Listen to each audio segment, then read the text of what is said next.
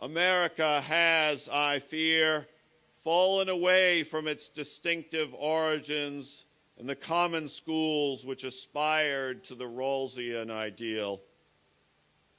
Instead, our nation's school system today has reduced itself more to Darwinian principles.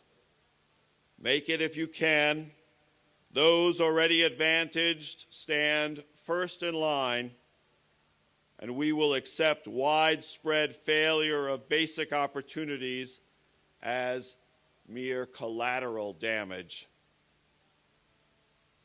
But we have already seen how such unequal competition is not natural, does not spark our economy, does not advance our culture. In 1966, James Coleman produced a landmark study of student achievement in American public schools. Coleman found that student success depended not merely on adequate school funding. That and teachers do matter. But also he found so do peers. When poorer children are integrated into schools attended by middle-class students, rather than left segregated among other students of predominantly low-income families, then all students do well, and the schools as a whole succeed. Yet since then, our nation seems to have decided that more investment in schools will not redress stubborn inequalities and enable more productive citizens. We seem purposefully and tellingly to have instead focused on Coleman's findings as to the limits of our intervention. We have lost sight of his stirring conclusion. Social progress is uniquely possible through education, and thus it is essential. The effect of our myopia is this: American public schools do not get enough funding to do their job. It is as simple and as embarrassing as that. Granted, money alone isn't enough, and some is surely ill-spent. But our classes are way too big. Our teachers are severely underpaid, and the innovators among them go without additional reward. This is a crime we commit against ourselves. As a result of this catastrophe, fully half of our public school teachers quit the profession within just 5 years of starting out. The funding for our K-12 system is by design regressive. We base it on property taxes. Schools nearest the wealthy get far more resources than those in poorer neighborhoods, which instead often need more, not less, to bring their students up to speed. In America today, we spend 6 times as much per student in the best funded schools as in the least. This is an astonishing indictment and a violation of Rawls and America's ideals.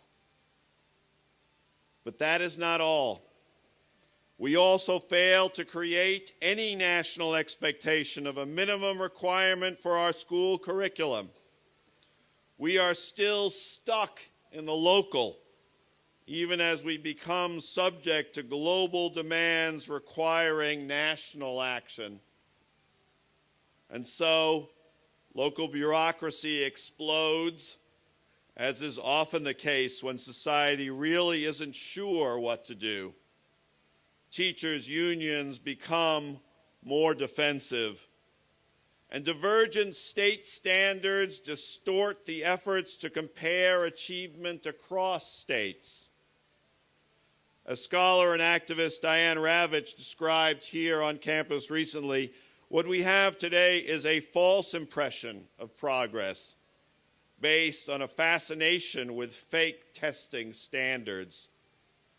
As we cheat ourselves in measuring results, we cheat our children out of adequate instruction. The result is that America today is seeing a drop in educational quality. Graduation from high schools is down. Our schools have resegregated by race, by class, and by outcomes. But we have seen America rouse herself before. To some extent, we cannot but change now as the ground beneath us moves. The global economy requires that we do better. A demographic shift, reducing the number of those entering the workforce, will require that more people learn to the best of their abilities. More people are also moving toward urban centers, reversing America's suburbanization. This will force new thinking about how we pay for and organize our schools. Barriers of gender and race, of class, continue to be breached. And so, especially in this year of pivotal national elections, we look for our political leaders to move beyond the cynical panderings and the accustomed divisions. Public education often presents solutions, indeed demands solutions that do not lend themselves to such facile political categories. Among innovative school districts across the land, possible models for progress in public education have emerged. We do not yet know for sure which ones will work best, but I am sure that parents' involvement in their children's schools will remain critical. Let us tap that human impulse collectively, not selfishly. School funding will have to be grown, spent more on actual instruction, and spread more equitably. Our economy will depend ever more on this. And so necessity, as well as Rawls's articulation of principles, America's founding principles, Amherst's founding principles, will compel us to better educate the nearly quarter of our children still living in poverty. Coleman saw this too, stating succinctly that our schools succeed insofar as they reduce the dependence of the child's opportunities upon his social origins. Although we know we must do more than just improve how we fund our schools, the findings of Coleman and the scholars and activists who have followed him do offer new ideas and practices.